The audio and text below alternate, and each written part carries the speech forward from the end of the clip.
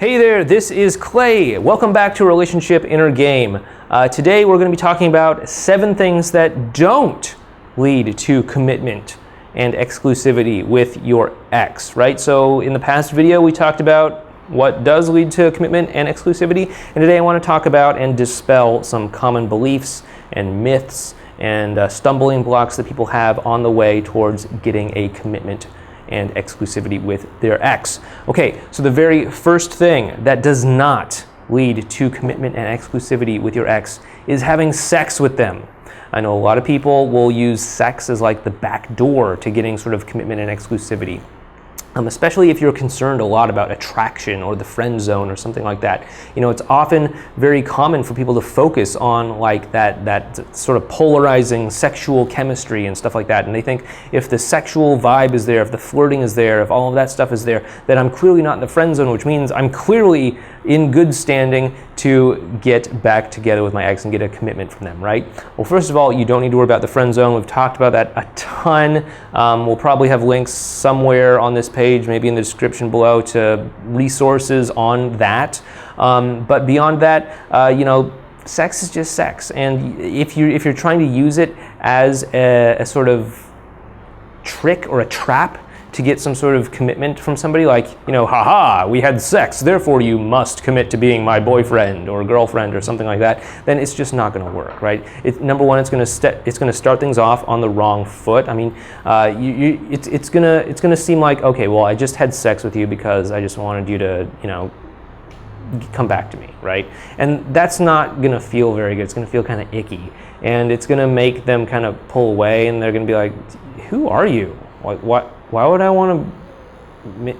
It was a mistake to have sex. You know, it's going to be kind of like that, right? So that's not a good way to do it.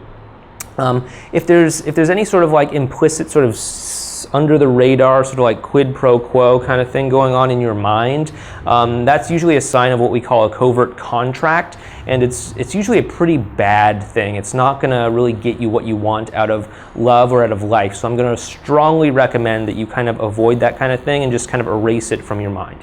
If you want to have sex with your ex, that's totally fine. Just enjoy it for what it is. Don't attach all of these strings to it. Don't think that if you have sex with somebody that they owe you something in return or anything like that, right? Just enjoy it for what it is. If you can do that, that's fine. Go ahead and have sex with them. If it's, you know, within your bounds of ethics and morals and stuff like that, go ahead and do it.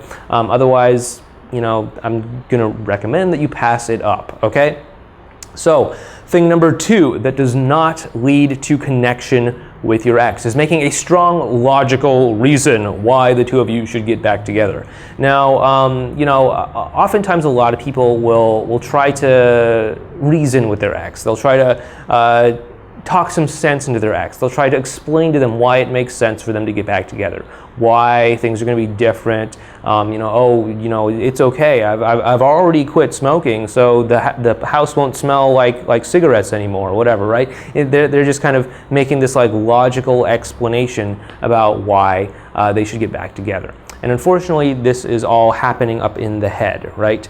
And this is all registering with your ex up in their head. But the problem is that your ex is not going to want to commit to you out of logic or anything like that, unless you know, they're just out to get something, like they want your money or something like that, right? But they don't actually care about you.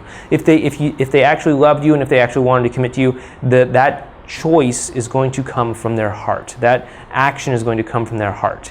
And if you want to speak to their heart, you have to speak to the emotional side of them, okay? You can't just reason with them. You can't just logic with them or anything like that. So you have to focus on the quality of the connection between the two of you above everything else, okay? You have to focus on the quality of the emotional connection above everything else, okay? Even above logical reasons and all of that stuff. Because once you have that good, strong emotional connection, your ex will make up their own logical reasoning for getting back together with you, for spending more time with you, for clearing out all the obstacles, rebound relationships, whatever it might be, that's standing between you and them. They will reason it out on their own because they have that feeling side of them that's telling you, yes, this is the person I want to be with. This is the person I should be with. This is the person I love. And that will move all the mountains out of the way and get them to commit back together with you, okay? So that is the second thing that will not get your ex back is making a logical argument and kind of,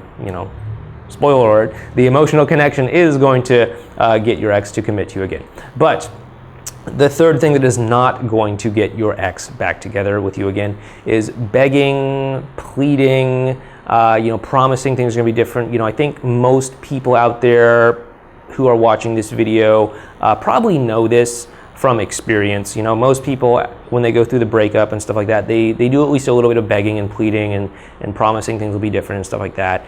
And if that kind of thing worked, you probably wouldn't be here watching this video. So I think you already kind of know that. And the reason why it doesn't work is because your ex is kind of thinking like, too little, too late, right? You gotta show me by walking the walk, not just talking the talk, right? So you can't just say, hey, this can be better in the long run. I promise I'll change all that stuff. Like, your ex doesn't want to hear words. They want to see actions. They don't want to hear logic and reasoning. They want to have a feeling, okay? So I don't think I need to elaborate on this one too much at this point.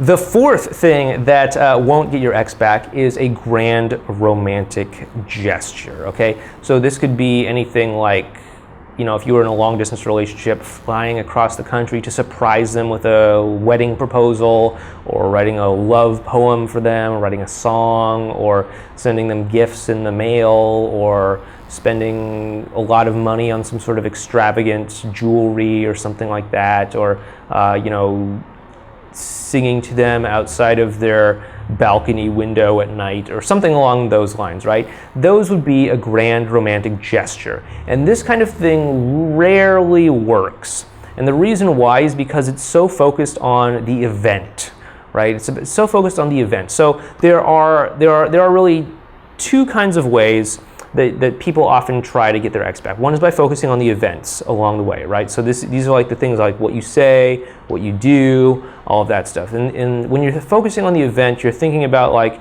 the idyllic moment when the two of you are getting back together. The birds are chirping in the background, you're sitting, there's a fountain behind you, it's really quiet, the leaves are green, it's a nice shady park or something, and you're talking, you're like, I've been thinking we should get back together, and they're like, yeah, that'd be really great, I really love, and you're just like so focused on that one moment in time. And that's often the kind of thinking that creates these grand romantic gestures, is you're so focused on the one moment in time. And that's one way of thinking about getting back together with your ex, and it often really doesn't work because it completely ignores the second way of thinking about that, which is the process. So process is not as sexy and cool and attractive and stuff like that as the event, but it's the way that you get to the event, right? It's the way you get there. Like, how are you going to have that long drawn out moment where neither one of you wants to say goodbye? How are you going to do that? It's by having a strong emotional connection. It's by showing up 100%. It's by being curious and empathetic. It's by having those small little moments together where you just sort of smile and you have like a little inside joke or something like that. That's how you get the process going, okay? And that's what sets up the event to happen. Most people neglect the process and they just want to leapfrog over it to the event. They just want to be like, dude, how do I get the long drawn out moment where she doesn't want to say goodbye? And I can't just be like, oh yeah, say you got something on your lip, baby, or something like that. It doesn't work. It has to be something that's unique to you. It has to be something that's special and unique to you and your ex and your situation and all that stuff. And so you have to really invest more in the process of getting back together. Those sort of dull moments when it's like, hey, how's your day going? It's like, oh, you could either just be like, fine, my day's good.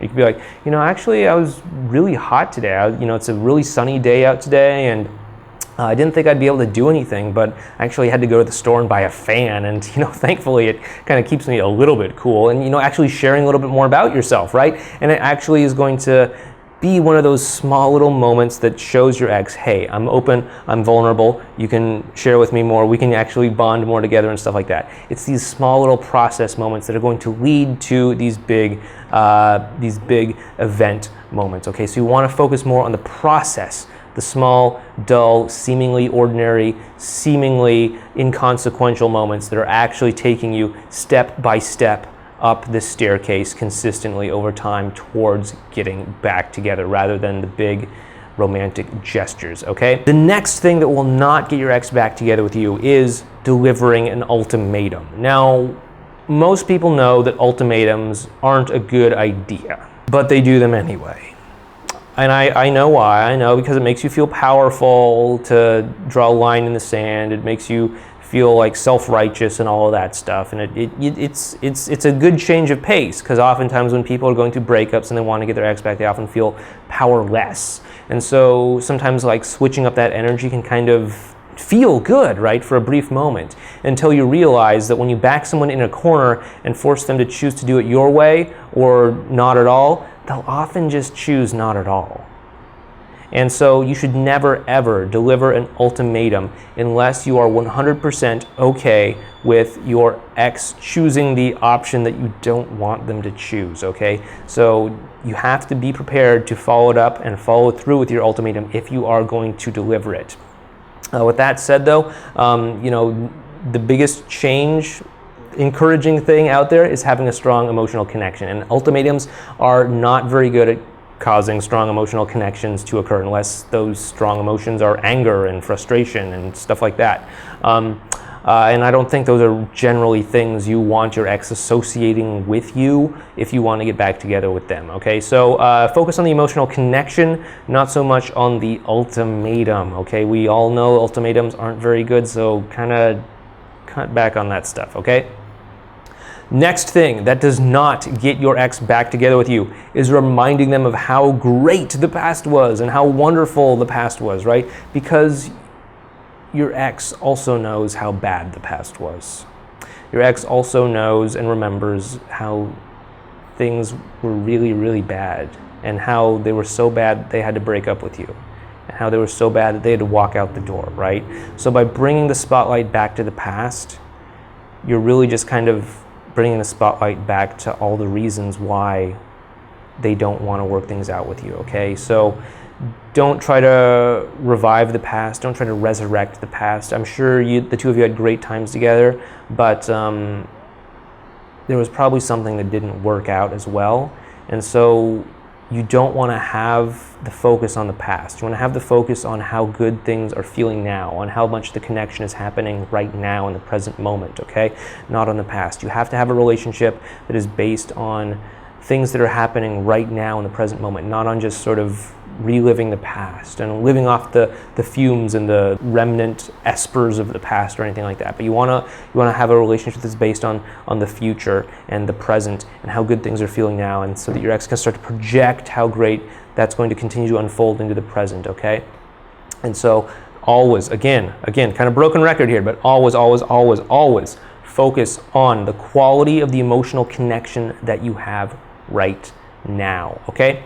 And the final thing that does not get your ex to commit to you is trying to make it sort of kind of seem like the two of you are in a relationship with one another, you know? So that might be like, oh, hey, what's up? Do you want to go out together with my two friends, John and Jane? They're a married couple, and the four of us could go out together and we could get dinner together and go to drinks together and go bowling together.